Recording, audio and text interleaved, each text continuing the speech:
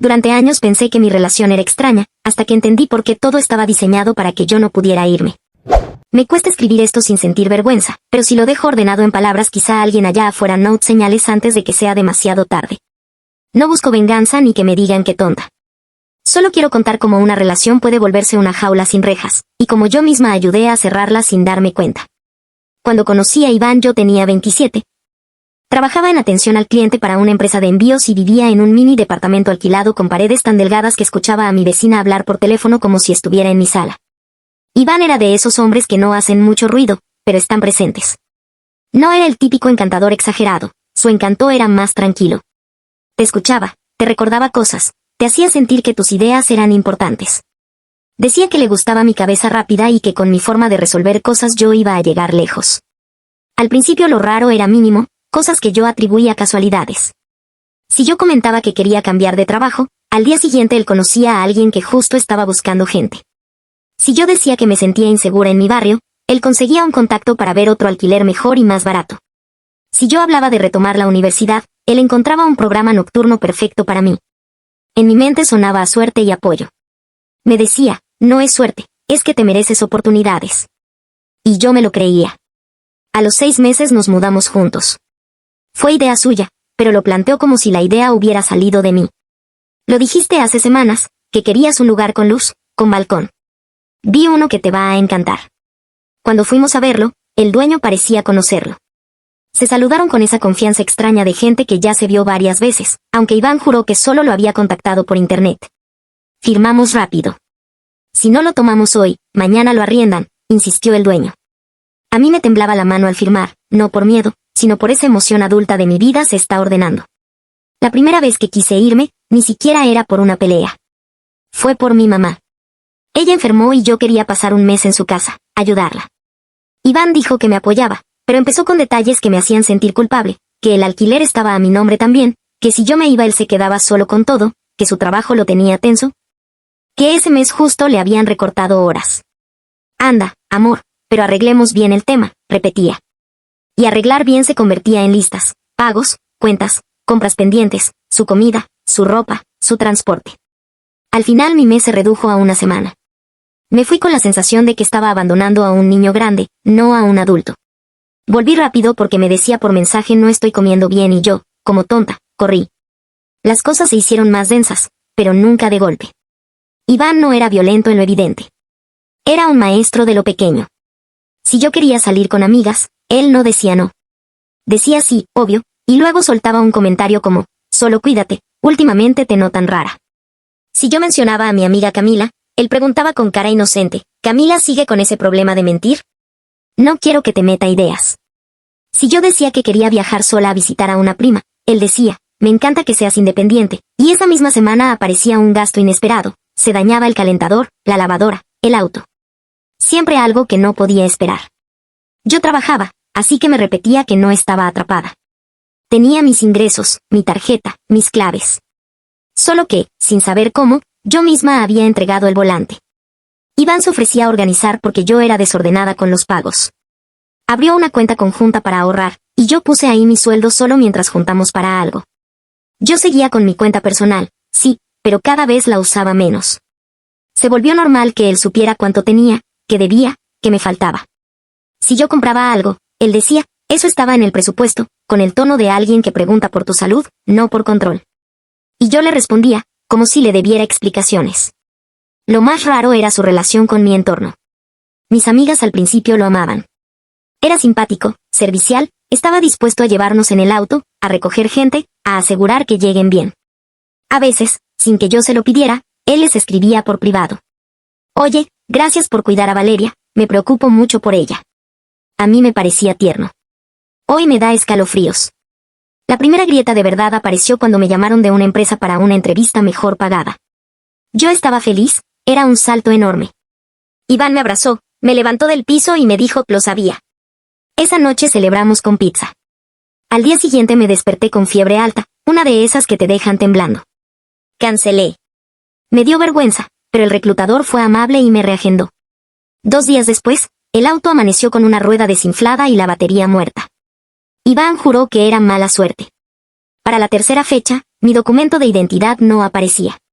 Busqué por toda la casa. Iván me ayudó, abrió cajones, miró con seriedad, incluso se enojó con el desorden del mundo. Ese día perdí la entrevista. El documento apareció, como magia, una semana después, dentro de un libro que yo ni abría. Ahí debí sospechar. Pero yo estaba cansada y quería creer que el universo me estaba diciendo algo. Iván me decía, capaz no es el momento, amor. La vida sabe. Yo odiaba esa frase. La odiaba, pero me calmaba. Los meses siguientes fueron una colección de mini frenos. Si yo decía quiero volver al gimnasio, me dolía la espalda. Si decía quiero estudiar, se caía el internet. Si decía quiero ir a terapia, Iván conseguía una psicóloga conocida que cobraba barato y tenía cupo justo esa misma semana. Fui 2 veces. La psicóloga, se llamaba Patricia, me hablaba como si supiera mi vida desde antes. Dijo cosas correctas, sí, pero también soltó frases que me sonaron a guión. Valeria, tú tiendes a exagerar los conflictos, y eso puede dañar una relación estable.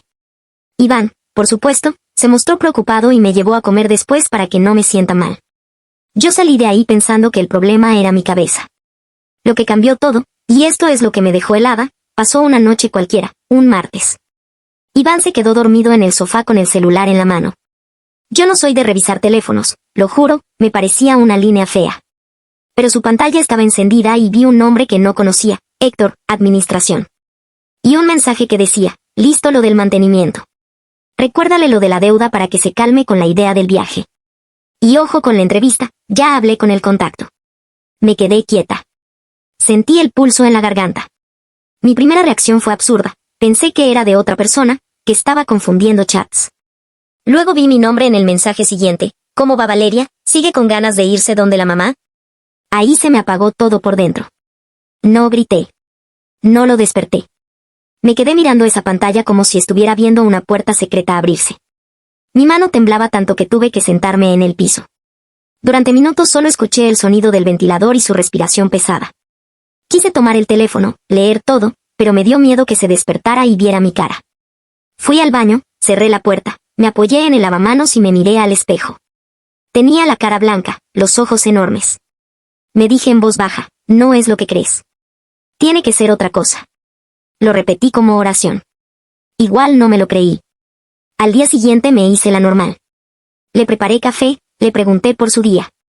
Él estaba amable, incluso cariñoso. Eso me dio más rabia. En la tarde, cuando salió a hacer un trámite, yo hice lo que nunca pensé hacer, encendí su computadora.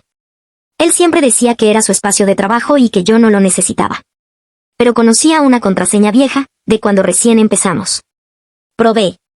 Funcionó. No sabía qué buscar. Empecé por lo obvio, correo. Y ahí encontré una carpeta que me dejó sin aire, Proyecto V. No era una broma. Dentro había capturas de pantalla de mensajes míos, calendarios con horarios, notas con listas. Valeria, entrevista a 1, bloquear, viaje mamá, reducir a 1 semana, amigas, filtrar influencia, finanzas. Aumentar dependencia. Había hasta cosas como temas sensibles, padre, autoestima, miedo a estar sola. Eso último me dio náuseas. También había un archivo llamado Red de Apoyo. Y era un listado de nombres que reconocí, 2 amigas mías, un primo lejano, la psicóloga Patricia. Al lado de cada uno había comentarios, útil, neutral, riesgo. En riesgo estaba Camila, mi amiga de infancia. Decía, cortar acceso, sembrar desconfianza, asociar a chismes. Yo sentí un calor horrible subirme por el cuello. Era como leer instrucciones para manipularme, escritas con la frialdad con la que alguien organiza una mudanza. En otra carpeta había contratos. El departamento, el auto, los servicios. Todo estaba diseñado para que, si yo me iba, me quedara con deudas o problemas legales. El alquiler, por ejemplo, tenía cláusulas que yo nunca entendí, con multas enormes por rescindir antes. Y aunque yo había firmado, la mayor responsabilidad recaía sobre mí. El auto estaba a mi nombre, sí, pero el préstamo tenía avales que yo no recordaba haber aceptado. Empecé a entender por qué Iván insistía tanto en hacerlo bien cuando yo quería irme a cuidar a mi mamá. Me sentí estúpida, pero sobre todo me sentí observada. Como si mi vida hubiera sido un tablero. Recordé cada conversación en la que le conté mis miedos y él me miró con ternura. Recordé cómo me decía yo te cuido, y ahora esa frase sonaba a yo te cierro la puerta. Cuando Iván volvió, yo ya había tomado una decisión silenciosa. No lo iba a enfrentar de inmediato. No porque me faltara valor, sino porque entendí que discutir era lo que él esperaba. Él jugaba ajedrez. Yo no podía ir con un berrinche a una partida que llevaba años. Esa noche actué. No lloré delante de él. Me acosté a su lado, fingí sueño, y cuando se durmió, escribí desde mi celular a Camila: necesito que confíes en mí. No le digas a nadie, ¿puedes venir mañana a las 10? Es urgente. Camila respondió rápido: ¿Sigo estás bien? Yo puse, no. Pero voy a estarlo. Al día siguiente, mientras Iván estaba en el baño, yo entré a su computadora otra vez y me envié a mi correo todo lo que pude: capturas, archivos, correos, listas. También tomé fotos con mi celular de la pantalla, por si él borraba. Me temblaban las manos, pero seguí. En algún momento escuché el agua del baño apagarse y casi se me cae el teléfono. Cerré todo, dejé la computadora como estaba, y me fui a la cocina a cortar fruta como si nada. Camila llegó a las 10:03. Iván estaba trabajando en el cuarto, con la puerta entreabierta. Camila me miró y supo. No tuve que hacer drama. Le dije: tengo 10 minutos. Él me controla. No es una idea mía. Tengo pruebas. Camila palideció y, por primera vez en años, vi en su cara esa furia protectora de antes, la que Iván había intentado apagar en mí. Le conté lo básico. Camila me dijo algo que todavía me retumba: vale, esto no es solo tóxico, esto es planificado. Me ofreció su casa. Yo dudé, porque yo ya estaba programada para dudar. Entonces ella me agarró la mano y me dijo: no pienses en lo que pierdes. Piensa en lo que te están quitando cada día. Esa frase me abrió los ojos más que cualquier terapia. Los siguientes 3 días fueron los más largos de mi vida. No podía salir con una maleta porque Iván se iba a dar cuenta. Así que empecé a sacar cosas en bolsas pequeñas, una muda de ropa en mi mochila, documentos dentro de un cuaderno, mi título guardado en una carpeta del trabajo, fotos importantes enviadas a la nube. Mi pasaporte estaba perdido desde hacía meses. Ahora entendía por qué. Fui a tramitar uno nuevo sin decirle nada. Me inventé una reunión de trabajo, y Camila me acompañó sin que él supiera. También hice algo que me duele admitir: llamé a mi mamá y no le conté todo. Solo le dije que estaba pasando un momento difícil y que quizá iba a visitarla. No quise cargarla. Pero escuchar su voz me dio fuerza. Me dijo: si sientes que algo está mal, es porque está mal. Mi mamá siempre tan simple, tan directa. Yo lloré en silencio con el teléfono pegado a la oreja, como cuando era niña.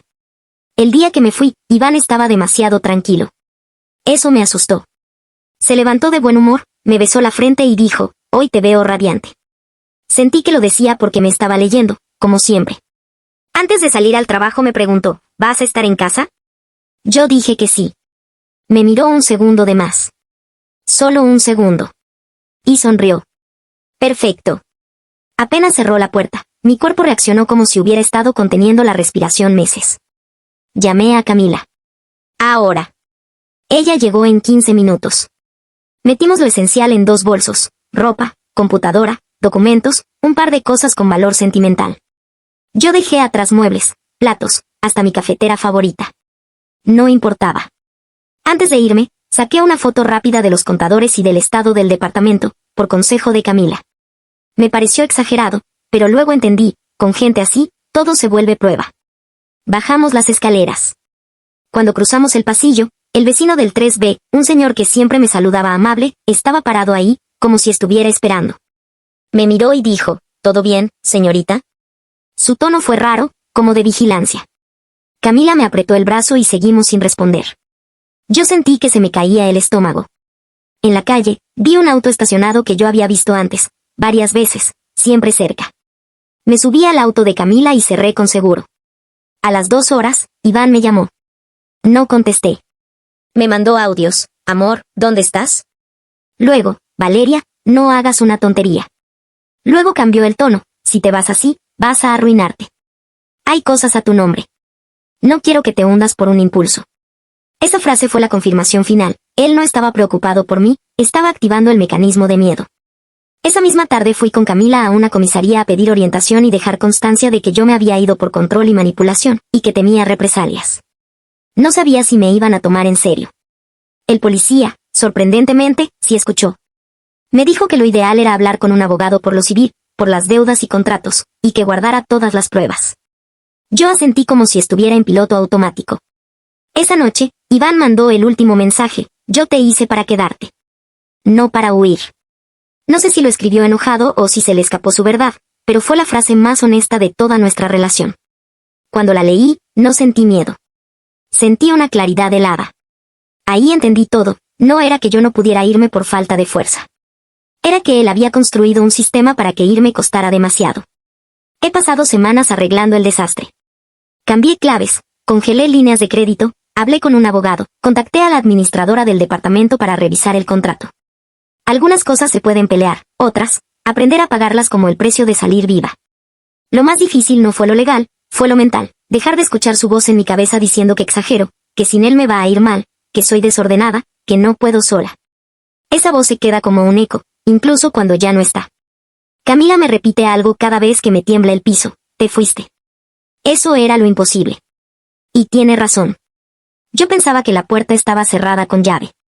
Pero la llave no estaba en un cajón ni en un bolsillo, estaba en mi decisión de dejar de pedir permiso. Si estás leyendo esto y te suena familiar, no esperes a tener una carpeta llamada proyecto con tu inicial para creerle a tu intuición. Nadie empieza una relación diciendo voy a diseñarte una cárcel. Empiezan diciendo yo te cuido. Y a veces, si no miras con cuidado, ese cuidado se convierte en control, el control en dependencia, y la dependencia en una vida que ya no se siente tuya. Yo no sé si Iván va a intentar volver. No sé si va a buscarme con la cara dulce de siempre o con amenazas. Lo que sí sé es que, por primera vez en años, mi vida no está diseñada por alguien más. Y aunque me dé miedo, aunque esté pagando el costo, esa sensación de respirar sin permiso, no la cambio por nada. Actualización. Pensé que irme sería el final de todo. Que una vez fuera de ese departamento, de ese control invisible, las cosas empezarían a acomodarse solas. Me equivoqué. Irme no rompió el sistema que Iván había construido, solo activó la fase que venía después. Los primeros días en casa de Camila viví en un estado raro, como si estuviera de visita en mi propia vida. Dormía poco, me despertaba con el corazón acelerado, revisaba el celular cada 10 minutos. Iván no volvió a escribir después de ese mensaje final, y ese silencio me inquietaba más que sus amenazas. Lo conocía demasiado bien, cuando callaba, algo estaba planeando. A la semana llegó la primera carta. No al correo electrónico, sino física, en un sobre blanco, con mi nombre escrito a mano. Camila fue quien la recibió. El cartero dijo que alguien insistió en que era urgente. Dentro había una notificación bancaria, atraso en el pago de un crédito que yo no recordaba haber pedido. El monto era alto. Demasiado alto para ignorarlo. Revisé fechas, firmas, cláusulas. Todo estaba en regla. Mi firma estaba ahí. O algo muy parecido a ella. Llamé al banco. Me dijeron que ese crédito se había solicitado para consolidación de deudas, con una dirección que ya no era la mía, pero que figuraba como vigente hasta hacía poco. El ejecutivo fue amable, casi con lástima. Legalmente, señora, la responsabilidad es suya. Colgué con un nudo en el estómago. Esa noche lloré como no lo había hecho ni siquiera el día que me fui.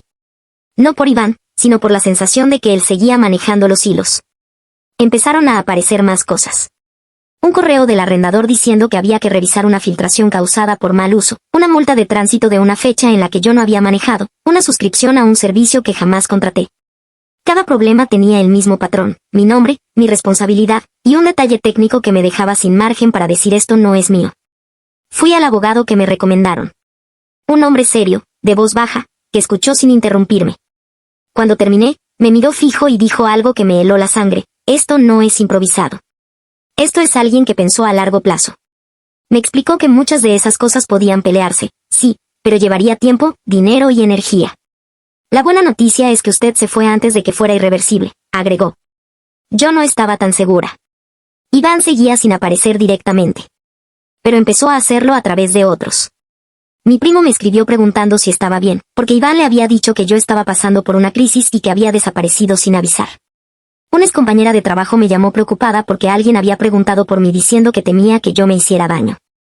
Incluso Patricia, la psicóloga, me dejó un mensaje de voz: Valeria, Iván está muy angustiado, cree que estás desregulada emocionalmente. Tal vez deberíamos hablar. Escuchar eso me dio rabia. No tristeza, no miedo, rabia. Era la misma estrategia, pero ahora vista desde afuera se veía grotesca.